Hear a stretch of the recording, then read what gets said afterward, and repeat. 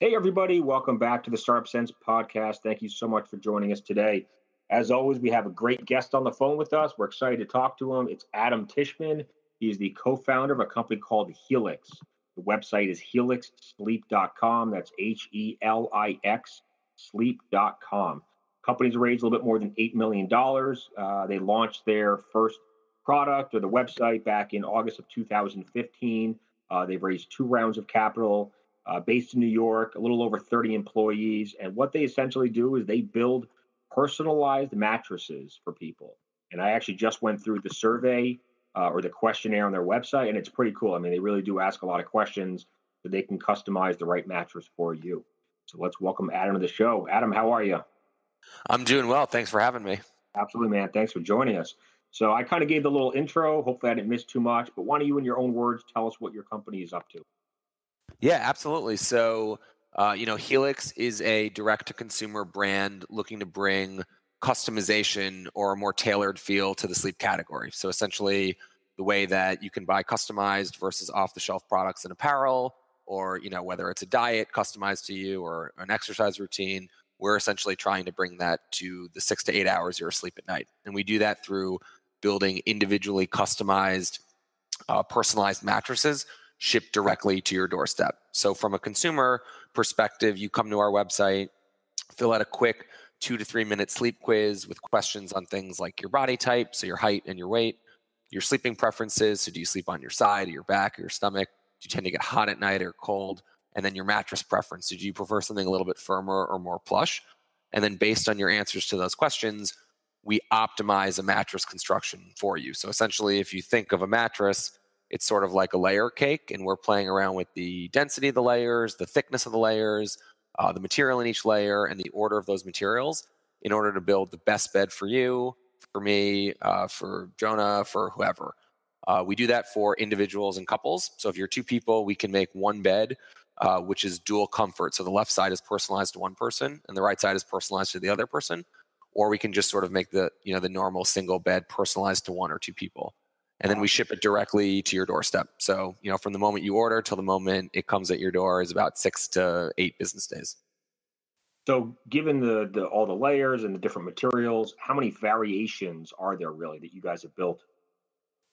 Yeah, so there's a lot of variations. What we try to do is make sure that we optimize each mattress across your feel preference. So do you like something, a little bit firmer or more plush, as I mentioned, the amount of support you need in the bed to keep your spine aligned, how you feel from a temperature perspective, and then also trying to decrease the amount of motion isolation. So essentially, those metrics add up to lots of variation across the different types of beds that we want to build, just because, there's a ton of variation across different types of people, essentially.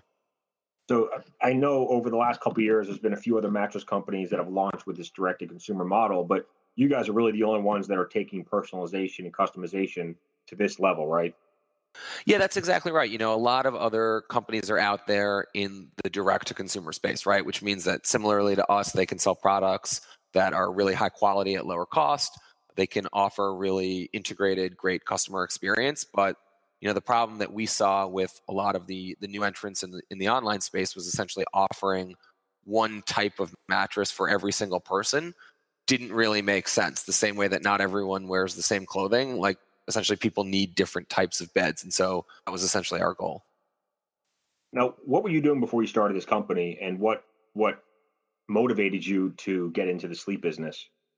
Yeah, so I wish I had a story of the mattress that wronged me when I was 12 years old. But before this, I worked in New York for a brand incubator, essentially a company that teamed up with emerging startup brands and tried to build them out. And so always had that entrepreneurial spirit, really interested in growing companies and seeing things scale. I did that for a whole host of years here in the city, and then went to business school. And while I was in business school, met my 2 co-founders, Christian and Jerry. We had all moved to a new city and really went through the personal process of having to buy a new mattress. And it was really just a terrible experience for each of us in a unique way. And, we thought this is an area where there hasn't been much innovation in, 100 plus years. It's routinely rated as one of the worst consumer rated categories. So, a study we saw, people actually prefer going to the dentist than buying a mattress, which is kind of shocking. And, we thought there was really something there to improve upon. And, we did the research and kind of went from there. I mean, I walked into a mattress store a couple of years ago when I was looking to get something, and the prices were just like eye popping. I couldn't believe how much they were charging for mattresses. I mean, in the thousands of dollars. What is the markup on a mattress if you go into a retail store and buy? Any idea? Yeah, it's extremely high. It's one of the highest markups you'll find in any retail category. For reference, our Queen model, based on the materials that we use in the bed, so not even taking into account the fact that we're actually customizing it for you, we retail for just under $1,000. If you were to buy that at a retail store, it would likely retail for close to $3,000. So Yeah, essentially, by just cutting out the traditional model, we're able to only charge a third of what it would cost otherwise. I mean, I've driven by this mattress store a bunch of times. There's rarely anyone outside, like no cars in the parking lot. There's probably 3 employees inside in a huge space where they're paying a ton of rent. So you go in and spend $3,000 on a mattress, and you're essentially just paying for all that, that labor, the rent, everything else, rather than the actual quality of the mattress. You're right. I mean, it's there's a reason why there's a lot of mattress stores, because they work. From a unit economics standpoint, there's a lot of margin they get on each sale, and a lot of that is correct. It's not going into the quality of the materials that you're sleeping on at home. It's just going into the way that you're buying the mattress, essentially. You have two other founders in the company, Jerry and Christian. How'd you guys come together? Yeah, so we met in business school. I was in it. We were in a small group discussion, and I met Christian, and then Jerry joined a couple months later. All three of us had come from different backgrounds, but really interested in the value we can derive to consumers by selling directly to them, and then specifically in trying to tailor the sleep category. I mean, had you guys thrown around some ideas before you landed on the sleep category? No, it actually came up fairly quickly. Christian had come in and he had done some work in the sleep space, really knew a lot about the consumer psyche as it related to buying beds and other sleep products. And we kind of just went from there. Okay, cool. By the way, I love the logo. Who did that? We worked with a branding agency here in New York that did our original logo. It's we're really happy with it. We went through a million names for the company. Naming a company is extremely stressful and long-winded. But we settled on Helix just because Helix is, DNA essentially is in a helix shape, the double helix, which is for us your sleep DNA as well as the shape of a coil in a mattress. And the logo itself is both an H, the shape of the DNA unraveled, as well as it looks like a bed. Very cool. Yeah, whoever came up with that is pretty good at branding.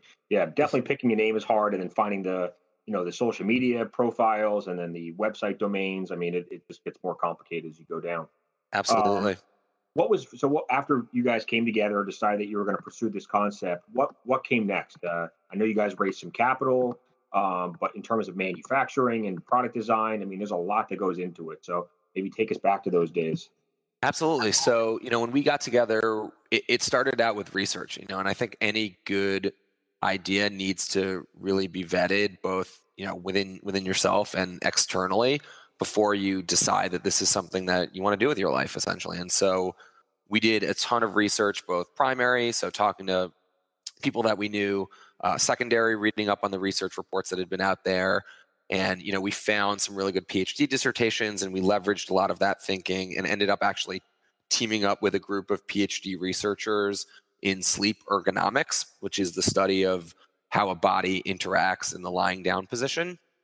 We developed the technology with them, and then from that point, went out and tried to raise a little bit of capital in order to go down the route of, as you were saying, manufacturing. Product testing is super expensive, but really important, and making sure that our brand really lived and breathed the way that we wanted to at the time that we were going to launch.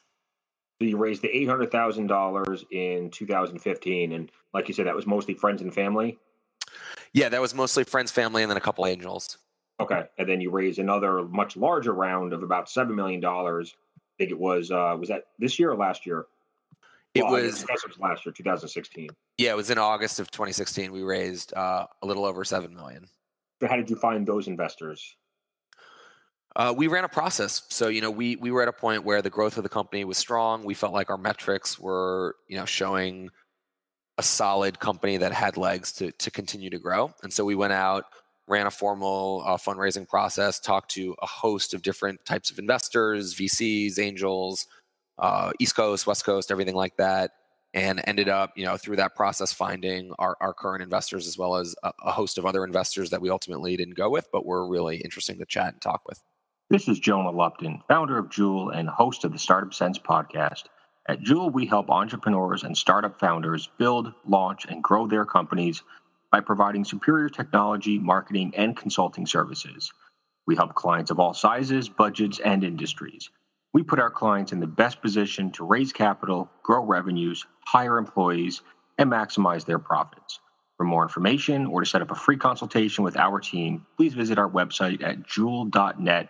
That's JOOL.net. I think this is good advice for other entrepreneurs that are in this position. What criteria did you look for during that process? Was it investors that had invested in the sleep category before, or they knew e-commerce and direct to consumer, or they knew manufacturing? Yeah, so as it relates to the type of investor, I think the number one piece of advice I could give is you want to make sure that you bring on an investor who's strategically aligned with the way that you and your co-founders see the world. So, some investors have different investment profiles, require different return outcomes, think about, your continued funding strategy a lot differently than others. And same with founders. Some founders think that they're going to, continue to raise every 6 months for the rest of time, and other founders don't want to do that. And so, the goal is essentially to make sure that the capital you take on is aligned with the way that you strategically see the world, because if it's not, it's going to cause a major issue down the road. So I would say that's the first piece of advice. And then the second piece of advice is, you're bringing on partners. So investors it's not just money that goes in your bank account and you never see them again. And so you really have to, one, like working with them, and two, really feel like they're going to add value to the table that doesn't necessarily just reinforce your view of the world. So they challenge you, they have connections, or they can open up a new channel or whatever it might be. And, it depends a lot on if you're an e-commerce company or a tech company or whatever else type of company. So I would say that is the biggest piece of advice. The other thing I would say is the process of raising is stressful. And, the more that you can keep it codified in a process versus just a little bit more ad hoc will save a lot of time on your end. Where do you guys make these mattresses? We make them 100% here in the U.S. So we have facilities across the country. Cool. And you ship them right to the consumer. I assume it's, what does it look like? Is it all like in a big bundle? I've gotten these boxes before. I bought a memory foam mattress once before, and I don't know if yours. Do you guys consider your mattress memory foam, or is that just one of the layers? So we use different types of foams. We choose not to use memory foam at this point because it sleeps very hot. Okay, gotcha. Yeah, I have noticed that. But does it come in just one box, or is it like plastic wrapped, like the regular size of a mattress? Like, I'm just wondering if it's all rolled up or not. Yeah, so it's one. So we make all the different, like the mattresses are different on the inside, but every mattress that when it arrives at your door is sealed, laminated, and feels like a normal large mattress. And so we ship it in one box. It comes to your door. The box is about the size of sort of a large set of golf clubs. It comes to your house, and then you unzip the vacuum seal, and then the bed essentially grows right in front of your eyes to a full 10 plus inch mattress, and like anything else you'd buy in a store. Gotcha. Okay. Yeah, that's the point I was trying to get to. I just wasn't explaining it that well. What do you guys typically pay in the shipping? Was the shipping component hard to set up, or because these big companies are so used to sending stuff like this, it wasn't that bad? Yeah, shipping, it's a big piece of it, and the fact that we put it in a box versus ship it as a full big mattress obviously is what's really opened up a lot about this category, just because the shipping cost is greatly reduced otherwise. But it's not that much more complicated than shipping any other large package. We just do it at massive scale. Right. Gotcha. What's been the biggest challenge for you guys over the last couple of years? Yeah, I think the biggest challenge for us, which I wouldn't say is unique to Helix, but to a lot of early stage companies that I've talked to, is really just scale, right? So scale people generally think about finding scale in terms of driving more revenue, which is of course super important, but it's not just revenue. It's in terms of building out the company, hiring more employees, building out the team, and understanding, what the continued vision is for the company. And so scale is quite difficult. And I think we've done a good job at that, but certainly could do better and continue to push ourselves to do better every day. Now, I'm sure you guys acquire a lot of your customers by coming on to kick-ass podcasts like this, Yep. but what are some of the other channels that have worked really well for you? Yeah, so when we launched paid acquisition, it was predominantly on the digital channels, which is somewhat similar to most companies. So across all the digital channels, whether it be social, SEM, content, any of those areas, and then we've made a pretty heavy move offline. So I think in order to build a strong funnel of customers, you really have to have a strategy that's both on and offline. And so we've definitely moved into radio, podcasts, some out of home, and we continue to test new channels to this day. Gotcha. Do you guys think you'll ever have your own retail stores? It's a good question, and I think the answer is yes, because we have one now. So we in our it's more of a showroom, but in our office we have a showroom, and it's a pretty cool experience because customers come in. You take the questionnaire, which I described earlier, so you can take it ahead of time, or while you're there, you can book an appointment, and then while you're in the showroom, we build the bed for you on the spot. So we essentially have the different layers that go in the mattress, and then we build it for you. It's really tactile. You can feel the different materials and understand why we're putting what's in your bed. You can test it out. You can try different sides, and it's a really good mechanism for explaining what the product is to customers. And what is the typical lead time? Like if I went through this survey today on your website, which I've already done, so I get my personalized mattress recommendations. If I hit the click button or checkout button, how quickly would I expect this mattress to show up at my door? So that's what's great is it's about 5 to 8 business days. So for a personalized product, it's still pretty fast. I'm not sure if you've ordered any custom furniture or seemingly any non-custom furniture, but it seems like it's always like a 4 to 6 week lead time. But for us, it's a lot faster. Awesome, that's impressive. Was it that fast in the beginning, or have you guys just been able to work it down over time? It was always fairly fast, but we've been able to work it down. So when we launched, it was closer to 7 to 11 business days, and we've been able to shave a couple days off of that. And I see you guys offer financing options through Affirm. What percentage of customers do you think elect that option, to finance it, with monthly payments?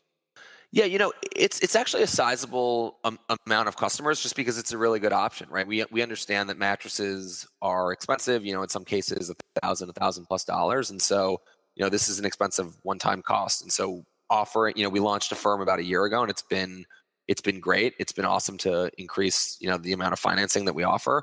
But, that's sort of where we're at right now. Awesome. And what are some of the, with regards to people landing on the website, you guys drive a ton of traffic there through all these different channels, as you mentioned. Do you have a pretty good conversion rate? I don't expect any exact numbers, but like for the percentage of people that go through that questionnaire, are a large percentage of them, do they end up purchasing a product? Yeah. I think our conversion rate is in line with industry standards, right? So generally speaking, conversion rates for products that are really expensive are lower than products that are less expensive. So if we were selling a $5 widget, the conversion rate would surely be a lot higher than a $1,000 mattress.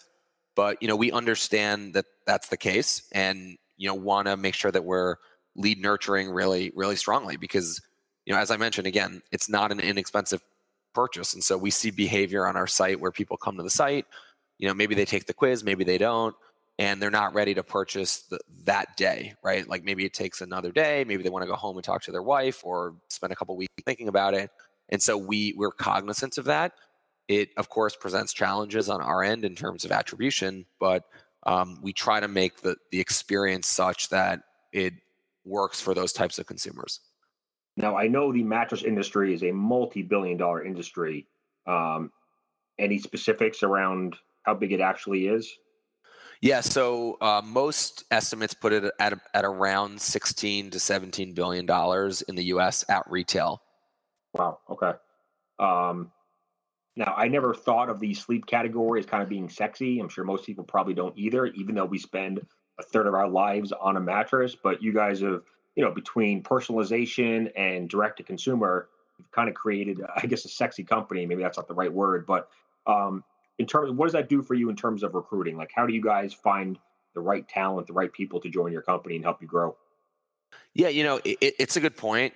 Recruiting is one of the most important things you can do at a young company, and we take it really seriously. And so, in a traditionally not super sexy category, we try to make it sexy by focusing on the core things that we're doing, right? We're acquiring customers like any other company. We're really trying to build a brand. We're trying to celebrate sleep, which is sort of a hot topic right now. And so from those perspectives, we push a lot of that type of thinking. But internally, I think the best advice that we got and that we continue to give is that your recruiting is very heavily processed. So essentially, regardless of the position, there's a set process. People understand how people get recruited here. And, you take into account not just hard skills, but soft skills, culture, all those types of things. Now, when I'm thinking like I've lived in big cities, I've lived in the suburbs, and I feel like most mattress stores are typically in the suburbs or at least on like commuting routes. But have you guys seen more business coming from people that live in a city just because there aren't any mattress stores in a city typically? Yeah, I don't know if the reason why our volume is such is because of the location of mattress stores. I mean, we do tend to see a little bit more volume in cities, a little bit more coastal. My gut is that has to do with general e-commerce adoption rates versus anything else, probably.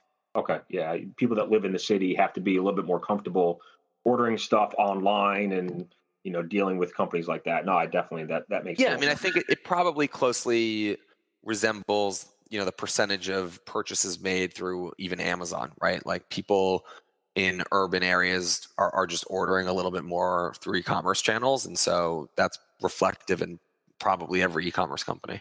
That was one of my questions. Have you guys started selling on Amazon yet? We do sell on Amazon. So we use Amazon as a distribution channel.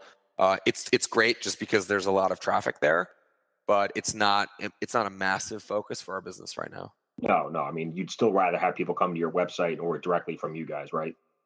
Yeah, I think, mostly because we control the entire customer experience in that case. Right. Okay. Yep. What's been the highlight so far for the last couple of years? What moment or day or success story are you guys the most proud of? Yeah, I mean, so we've had a lot. I think, as cheesy as it sounds, the first bed we sold, so we launched in August of 2015, and it was sort of unclear who was going to buy any of our beds, right? And Was it your we parents remember or your it. brother? It wasn't. It was our first customer that no one knew. I remember his name. I remember where he lives. Since that point, we've had tens of thousands of customers, and I couldn't tell you any of them, but that was a pretty special moment.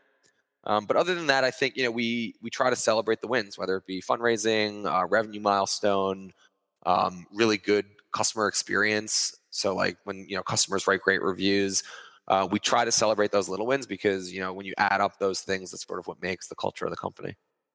How did you find that first customer, or how did they find you? It was organic. So when we launched, we got some press during our launch, which was the only way you would have found us because we weren't paying to acquire any customers. And so, that first cohort of customers must have read one of the articles that was written about us, came to the site, and just took a chance.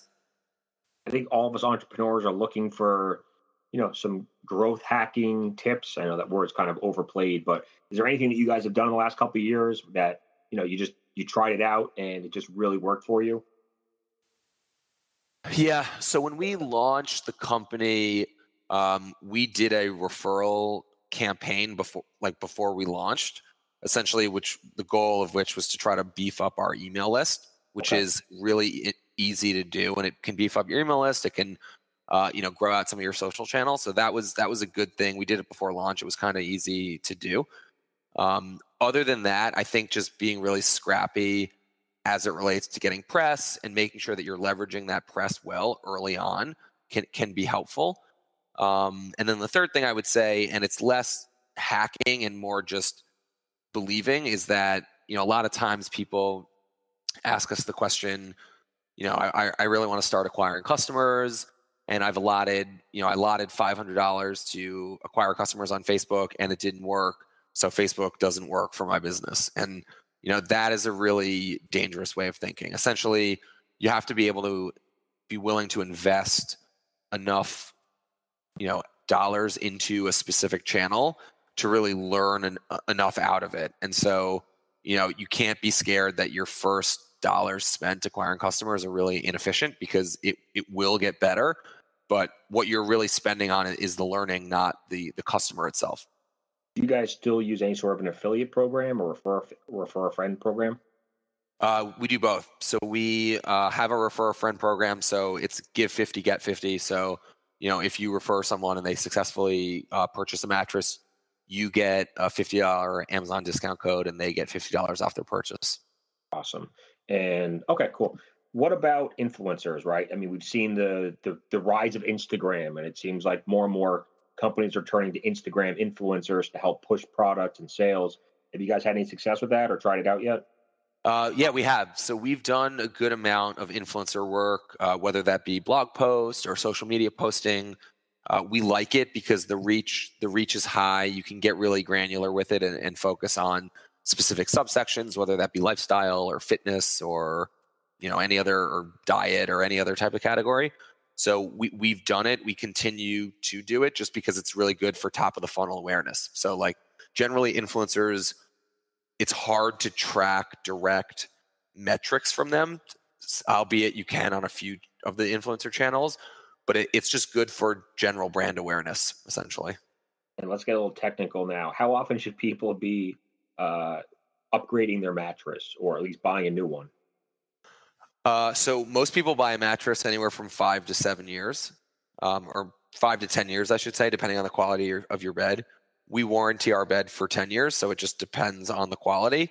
But I think the effects of sleeping on an incorrect or an old or outdated bed are quite high, right? There's just tons of research that show that your productivity, your sleep quality, your health are all super related to the quality of your sleep. And so, I would urge people to think more about not just the mattress itself, but anything that's really hurting your quality of sleep. And so, right now, a lot of mattress purchase tends to be predicated by things like I'm moving, or I got married, or I got engaged, or whatever it is, and not just like, it's time to get a new mattress because I've been sleeping on this thing since college or whatever it's been. Right. I mean, I just did some quick math. I mean, if you buy a mattress from your website and you use a firm to finance it, you're essentially paying $1 a day for 3 years. Yeah, exactly. I mean, if you look at it that way, it's low. And when you think about the number of hours you sleep on your mattress over a 5, 7, 10-year period, the investment is much lower than pretty much any other investment you're going to be making. Absolutely. That's pretty much all I got for you, man. I know you're a busy guy and you got other things to take care of today. Anything else that you want to share with us that we didn't get a chance to talk about? No, I mean, I think that was, it was exciting to be on the show. Other than that, I would just encourage people, who are listening and really interested in starting their own company to, just make sure that you strike the balance between the amount of research you do in order to start the company and moving quick, because, it's important to move quick, because if you're not moving, someone else is. Any advice on finding the right co-founders? It sounds like you found two great guys to work with. You've been together for a couple of years. You knew each other before your business school, but anything else in terms of like complementary traits, or just anything that we should know or be aware of when we're looking to find a co-founder? Absolutely. So, sometimes when people talk about finding co-founders, you tend to hear you want either, be wary of co-founders that are too similar to yourself. And then sometimes, and a lot of times here, you want like a diverse set of co-founders. And the answer, in my experience, is you kind of need both. So essentially, the problem with having 2 or 3 or however many co-founders that view the world extremely differently, have different skill sets, is that, the end product might be superior, but the speed at which you move to that end product is really slow because you're constantly, disagreeing with one another. And so on the other side, I think what you want to find is co-founders that have complementary skill sets, but are really aligned on what they're trying to build, and understand that, your company isn't perfecting something at one point or necessarily moving fast. It's just finding the right balance. I'll wrap up on this question. What skills or traits have you learned or acquired over the last couple of years that's made you a better entrepreneur today than you were back in 2015? I think managing people. So, as the company's grown, you really find that, there's a reason why the best companies in the world aren't two people. And the reason for that is you always need to find talent and hire people that are smarter and better at you at the things that you are required to grow your business. And as that happens, managing becomes a lot more difficult. And so, you can think you'll be a good manager when you start, but the answer is it just takes time and practice. Awesome. So certainly anyone can go to the website helixsleep.com and start with that questionnaire, which I mentioned earlier. Do you personally use any social media? Like, what's the best way that we can stay in touch with you? Yeah, absolutely. So, for Helix, it's just at helixsleep.com on both Instagram, Twitter, Pinterest, and Facebook. And then for me, I'm just Tishing at Instagram and Gone Tishing on Twitter. Sweet. Well, thank you so much, man. I really appreciate it. Thankful that you came on and shared some of the stuff with us. And I certainly look forward to staying in touch with you. All right. Thanks so much for having me. Appreciate it. You got it, man. Talk to you soon, Adam. Bye. Okay. Bye.